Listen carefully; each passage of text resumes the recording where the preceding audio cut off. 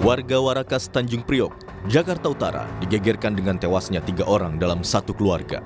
Mereka adalah ibu dan 2 anaknya. Ketiganya ditemukan tewas di sebuah rumah kontrakan. Sementara itu, satu korban lain kondisinya kritis. Kaget waktu itu pada geletak semua, dia pikir tidur goyang-goyang, ternyata ada sudah meninggal dunia. Terus dia cari ibunya juga sama, kakaknya juga, kakak kandungnya yang perempuan juga sama kali. Mereka tidur di masing-masing kamar. Kalau yang laki-laki di kamar depan, karena kan laki nggak dapat kamar tuh. Kamar. Nah, jadi itu yang saya tahu, ada kemungkinan sih mereka keracunan. Kasat Reskrim Polres Jakarta Utara, Kompol Onkoseno Grandiarso Sukahar bilang, saat ini olah TKP di lokasi sudah dinyatakan selesai. Polisi membawa sejumlah barang dari rumah korban yang dinilai berkaitan dengan meninggalnya korban, termasuk makanan dan minuman. Polisi juga meminta keterangan dari tetangga rumah korban. Saat ini untuk di lokasi sudah sementara dinyatakan selesai. Kemudian dari barang-barang yang diamankan, selanjutnya dilakukan penelitian oleh lapor. Barang-barang yang diambil adalah barang-barang sehari-hari yang biasa digunakan oleh para korban, yang kami nilai dimungkinkan ada kaitannya atau dapat membantu kami dalam pembuktian nantinya. Tentunya seperti makanan dan minuman yang ada kita bawa. Untuk sampai saat ini ada beberapa tetangga yang sedang kita lakukan pemeriksaan. Nanti hasilnya akan kami sampaikan berikutnya. Jasad ketiga korban kini sudah dibawa ke Rumah Sakit Polri Kramat Jati untuk diotopsi. Sementara satu korban kritis masih dirawat di Rumah Sakit Koja, Jakarta Utara. Tim Liputan, Kompas TV.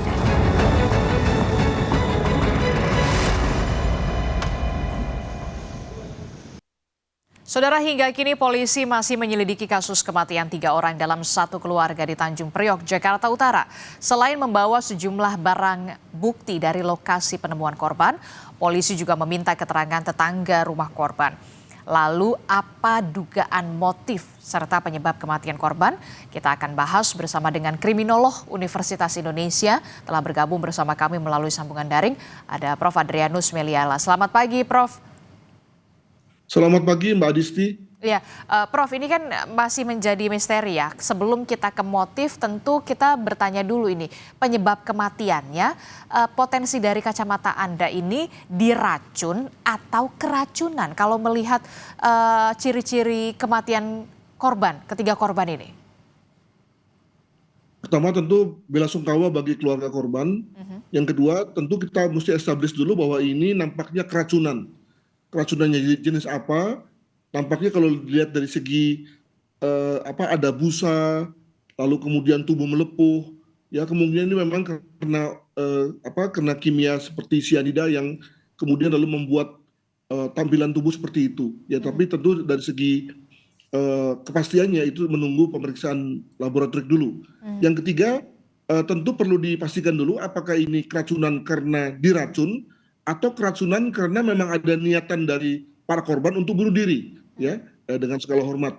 Kalau kita bicara mengenai yang pertama yakni keracunan karena diracun, maka tentu perlu melihat pada circumstance atau pada situasi umumnya.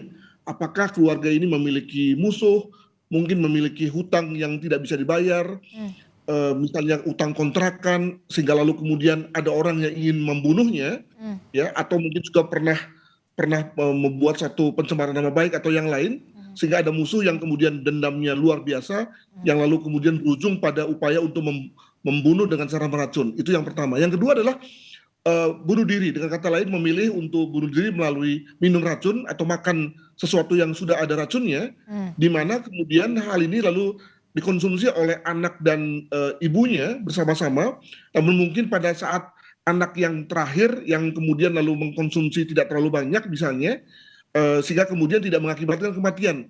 Sementara yang lain, ibu dan 2 anak lain mungkin karena mengkonsumsi sudah banyak, sudah keburu meninggal duluan. Mungkin begitu ya. Nah, kalau kita fokus kepada yang terakhir ini, yakni keracunan karena bunuh diri, ini menurut saya pernah ada presidennya nih.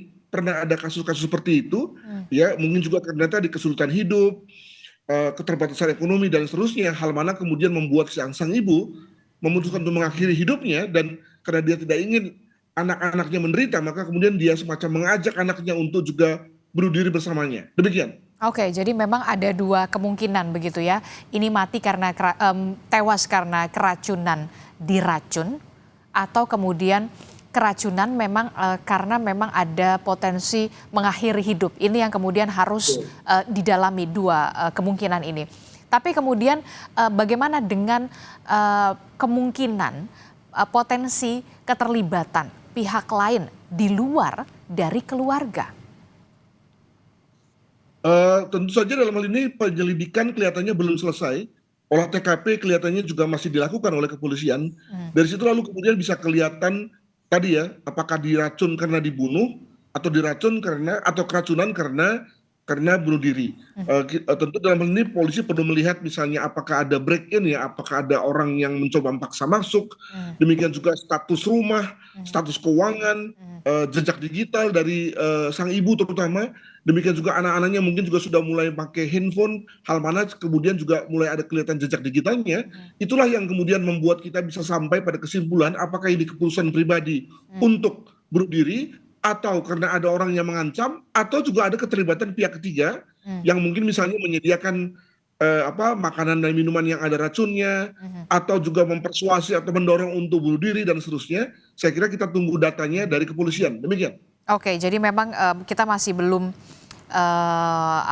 harus ada penyelidikan lebih mendalam soal ini, dugaan keterlibatan dari pihak lain atau eksternal begitu. Termasuk juga satu orang keluarga anaknya yang kemudian saat ini masih dalam keadaan kritis. Tentu ini menjadi saksi kunci, saksi mahkota dari peristiwa tewasnya 3 orang satu keluarga ini. Apa yang kemudian perlu didalami dari kesaksian saksi kunci ini yang masih hidup? Yang pertama-tama saya duga bahwa korban ini masih berusia kanak-kanak ya. Maka sebagaimana layaknya terhadap kanak-kanak, itu kita perlu perlakukan secara amat hati-hati ya. Kenapa? Karena 2 hal. Pertama, karena dia pasti mengalami trauma, dan yang kedua adalah bahwa kesaksiannya seringkali diragukan kredibilitasnya. Ya, masih bisa berubah-ubah, masih bisa dipengaruhi oleh berbagai hal ya. Alhasil kemudian sekali lagi kita perlu memberikan perhatian dalam rangka mengorek keterangan dari yang bersangkutan. Yang kedua, tadi saya mengasumsikan bahwa kemungkinan karena anak ini mengkonsumsi tidak terlalu banyak, sehingga kemudian tidak sampai meninggal begitu ya. Sementara pada korban yang lain mengkonsumsinya juga cukup banyak, alhasil kemudian sampai pada dosis yang fatal untuk kemudian menyebabkan kematian. Nah, apakah lalu karena hal itu atau karena hal yang lain ya? Mungkin juga ada juga kasus kalau nggak salah di Jawa Tengah, memang anak yang paling akhir, yang paling bungsu atau salah satu anak itu dibiarkan hidup ya dalam tanda kutip, agar dia kemudian bisa menjadi semacam penerus atau yang lain lah begitu. Nah, ini juga perlu dicermati oleh kepolisian sekali lagi dengan cara-cara yang hati-hati, mengingat yang bersangkutan masih berusia kanak-kanak. Demikian. Oke, jadi proses pemeriksaan terhadap salah satu saksi kunci harus ekstra hati-hati, terutama karena memang harus ada pendampingan soal trauma psikologis juga, karena memang saksi ini masih di bawah umur, masih anak-anak ya, Prof. Adrianus. Nah, Prof. Adrianus, apa yang bisa direkomendasikan oleh penyidik polisi begitu? Faktor apa yang kemudian menjadi faktor utama, apa yang menjadi kunci dari penyelidikan untuk pengungkapan termasuk juga pengusutan dari kasus ini?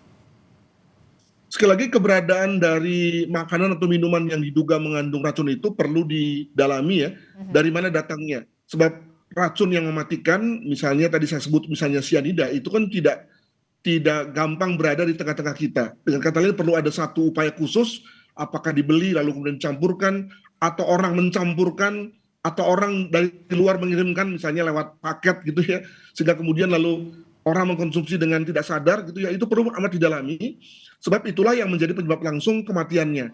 Nah, dari situ kemudian lalu bisa diduga intensinya, apakah memang ada niat yang sengaja atau karena kecelakaan, dengan kata lain tidak ada niat yang sengaja untuk itu. Nah, itu bisa saja terjadi, betapapun itu kecil nampaknya. Nah, untuk itu kemudian kita bisa mengestablish motif dan niatnya. Mungkin begitu. Oke, termasuk juga soal jejak digital dari ponsel para korban, begitu ketiga korban, soal riwayat keuangan dan juga mungkin juga riwayat digital lainnya ya, Prof, yang kemudian juga harus didalami. Saya kok mendapat kesan begitu ya, apalagi karena di situ tidak terlihat atau paling tidak belum terlihat peran atau sosok ayah atau suami. Sehingga kemungkinan yang terjadi adalah cerita klasik ya, di mana keluarga tanpa ayah, lalu kemudian kehilangan penghasilan, hal mana kemudian lalu sudah mulai ditekan oleh kebutuhan ekonomi ya. Nah ini sekali lagi ini hanya khayalan sementara lah gitu ya.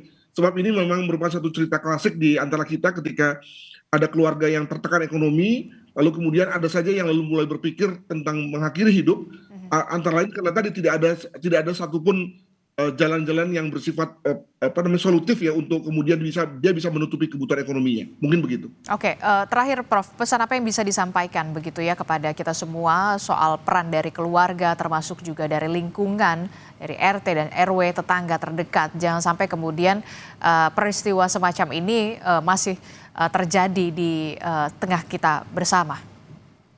Ya pertama tentu kita mesti melihat dulu kalau memang ini adalah kasus keracunan yang tidak disengaja, ya tidak ada niat tapi kemudian lalu kita makan sesuatu atau kita minum sesuatu yang ternyata berisi racun, maka tentu pesannya adalah bahwa berhati-hatilah ya terhadap apapun yang kita konsumsi, apalagi jika itu berasal dari orang lain atau berasal dari kiriman. Ya tentu ini tidak lalu kemudian membuat kita lalu harus curiga pada misalnya kiriman dari tetangga atau dari teman lain, tentu tidak demikian ya. Namun ya itulah adanya kalau memang benar bahwa ini memang karena tadi ya ketidaksengajaan. Tapi kedua, kalau memang ini adalah kesengajaan, maka tentu ya kita harus hati-hati dengan perkataan, dengan perbuatan, karena umumnya orang yang lalu kemudian dendam pada kita dan berusaha untuk menghabisi nyawa kita, umumnya karena tadi perbuatan mulut dan tangan kita atau karena perilaku kita yang tidak pantas yang membuat mereka sakit hati, yang lalu kemudian berujung pada dendam.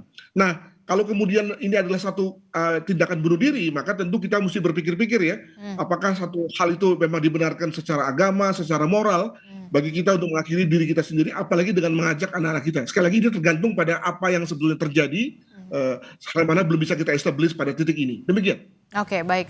Nanti kita akan tunggu bagaimana pengungkapan dan juga pengusutan dari kasus ini dari penyidik polisi, begitu ya. Apakah memang ini kasus tewas karena memang keracunan, karena diracuni, atau kemudian keracunan karena memang mengakhiri hidup. Terima kasih kriminolog Universitas Indonesia, Profesor Adrianus Meliala, telah bergabung bersama kami dalam Sapa Indonesia pagi hari ini. Sehat selalu, Prof. Terima kasih.